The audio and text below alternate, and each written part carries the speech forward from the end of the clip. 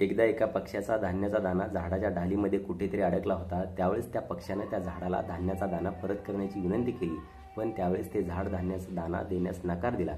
त्यावेळेस तो पक्षी एका सुताराकडे गेला आणि सुताराला म्हणला की हे सुतार दादा, ते झाड कापून टाक, कारण हे झाड मला धान्याचा दाणा परत करत नाही।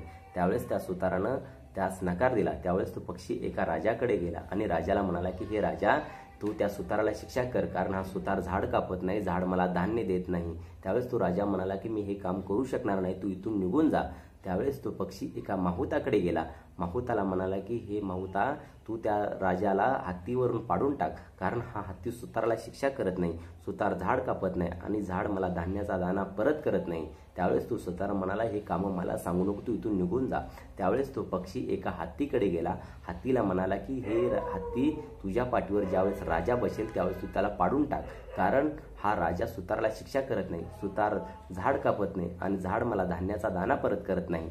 त्यावेळेस तो हत्ती म्हणाला एवढी छोटीशी कामं मला सांगू नको, तू इथून निघून जा।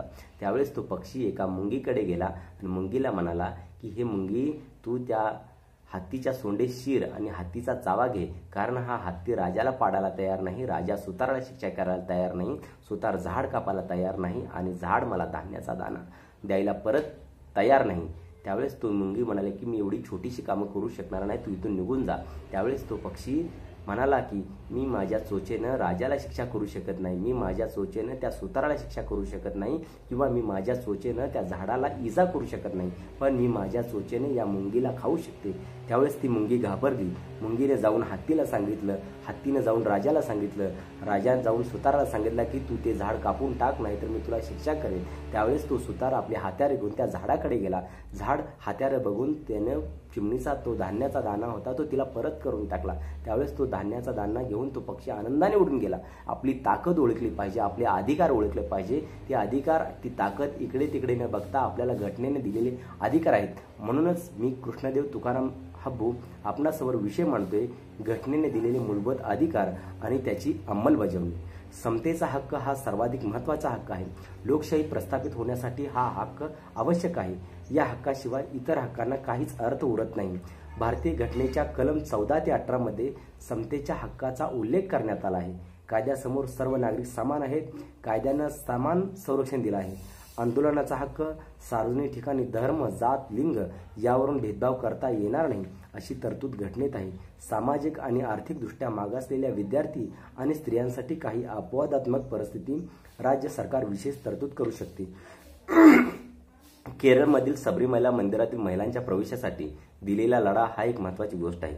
त्यानुसार मागास घटकांच्या आरक्षणाची तरतूद घटनेत करण्यात आली आहे, पण समाजातील सर्व घटकांना नोकरी आणि रोजगाराच्या समान संधी प्राप्त व्हाव्यात अशी घटनेत तरतूद आहे। नोकरीतील समान संधी हा कायमचा वादाचा विषय आहे। अगदी ताजं उदाहरण द्यायचं झालं तर मराठा आरक्षणाच्या प्रश्नामुळे महाराष्ट्र लोकसेवा आयोगाच्या परीक्षांना स्थगिती दिली आहे, मात्र त्यामुळे सर्व समाज घटकांना सरकारी नोकरीची वाट पाहावी लागत आहे। कलम 19 मध्ये अभिव्यक्ती स्वातंत्र्याच्या या विषयावर जितका कल आतापर्यंत झाला आहे तितका क्वचितच एखाद्या कलमावर झाला असेल। स्वातंत्र्याचा हक्क हा सर्व हक्कांचा आत्मा आहे। घटनेच्या कलम 19 ते 22 या कलमामध्ये या हक्कांचा विचार करण्यात आला आहे। कलम 19 नुसार भारतातील प्रत्येक व्यक्तीला भाषा आणि विचार स्वातंत्र्य दिले आहे। तसेच भारताच्या कोणत्याही भागात संचार करण्याचं स्वातंत्र्य दिलं आहे। भारतातील कोणत्याही भागात वास्तव्याचं स्वातंत्र्य दिलं आहे। तसंच भारतातील कोणत्याही क्षेत्रात स्वतःचा व्यवसाय करण्याचं स्वातंत्र्य दिलं आहे। कलम 20 नुसार अपराधी व्यक्तीला दोषी करण्याचं स्वातंत्र्य दिलं आहे, तर कलम 21 नुसार जीवाचं रक्षण करण्याचं स्वातंत्र्य दिलं आहे। कलम 22 नुसार बेकायदेशीर अटकेविरोधात संरक्षण मिळवण्याचा हक्क या राज्यघटनेनं आपल्याला दिलेला आहे। कलम 19 ची सगळ्यात जास्त चर्चा आणीबाणीच्या काळात झाली होती। 1975 साली जेव्हा मूलभूत हक्कावर गदा आली, वर्तमानपत्रातून लिहिण्यावर मर्यादा आली, तेव्हा त्या कलमाचं महत्त्व आणखीच वाढलं। आपल्याला जे वाटतं ते मोकळेपणाने मांडता येणं हा लोकशाहीचा बलस्थान आहे, त्यामुळे अभिव्यक्ती स्वातंत्र्याला महत्त्व आलं आहे। हल्ली सोशल मीडियामुळे विचार स्वातंत्र्याला आणखी वाटा फुटल्या आहेत। 2016 मध्ये JNU मध्ये जे आंदोलन झालं त्यात आझादी हा शब्द केंद्रस्थानी होता। 2009 मध्ये सरकारने कायदा आणून इंटरनेटवर विशेषतः सोशल मीडियावर वाटेल ती मतं प्रदर्शित करण्यावर बंधन आणली होती, मात्र 2015 मध्ये सुप्रीम कोर्टाने हा कायदा रद्द केला। शोषणाविरुद्धचा हक्क, कलम 23 आणि 24 नुसार प्रत्येक नागरिकाला शोषणाविरुद्ध आवाज उठवण्याचा अधिकार देण्यात आला आहे. भारतामध्ये पूर्वीपासून वेठबिगारी, देवदासी या पद्धती अस्तित्वात होत्या. मजुरावर जमीनदाराचं नियंत्रण होतं, मागासवर्गीय स्त्रियांचं शोषण होत होतं. अशा प्रकारच्या शोषण बंद करण्यासाठी हा हक्क देण्यात आला आहे. बालमजुरी, वेठबिगारी विरोधात आवाज उठवण्यासाठी हा हक्क घटनेने दिला आहे.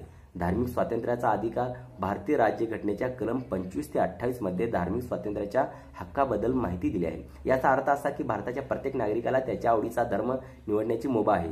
तसेच त्या धर्माप्रमाणे आचार, विचार, प्रचार आणि सन्मान करण्याचा अधिकार आहे. सर्व धर्म समान असून भारत हा देशाचा एक विशिष्ट असा धर्म असणार नाही याचा पुनर्विचार या कलमामध्ये केला आहे. सर्व धर्मांना समान आदर मिळावा यासाठी सरकारने प्रयत्न करावे असंही या कलमात नमूद करण्यात आलं आहे. तसेच धर्माच्या आधारावर भेदभाव केला जाणार नाही. धार्मिक स्वातंत्र्याचा हक्क हाही भारतात कायमचा वादाचा मुद्दा आहे. एखादा धर्म स्वीकारणे किंवा दुसऱ्या धर्माचा जोडीदार शोधणं तितकंच हे सिद्ध आहे. सध्या लव जिहाद हा शब्द मोठ्या प्रमाणात वापरला जातो. या प्रकरणावर आता वातावरण तापलं आहे. त्यामुळे धार्मिक स्वातंत्र्याचा हक्क कुठे आहे हा प्रश्न पडल्यावाचून राहत नाही. मात्र हा कायदा असंवैधानिक आहे असं घटनातज्ञ उल्हास बापट म्हणतात. धार्मिक स्वातंत्र्याच्या बाबतीत अगदी नजीकच्या काळात उदाहरण म्हणजे गोमांस बंदी आणि गोरक्षक लोकांनी केलेल्या तथाकथित झुंड हत्या. उत्तरेकडील राज्यात अनेक जण या झुंड हत्तीला बळी पडले आहेत. धार्मिक स्वातंत्र्याचा हक्क असो किंवा राजकीय डावपेचांनाही जन्म देत असतो. डॉक्टर बाबासाहेब आंबेडकरांच्या मते घटनाचे कलम 32 हे सगळ्यात महत्त्वाचं कलम आहे. जर मला विचारलं की घटनेतील सगळ्यात महत्त्वाचं कलम कोणतं किंवा घटनेतील एखादं असं कलम सांगा की ज्याच्याशिवाय घटनेला अर्थ उरत नाही तर ते कलम म्हणजे 32 हा घटनेचा पूर्ण आत्मा आहे. धन्यवाद.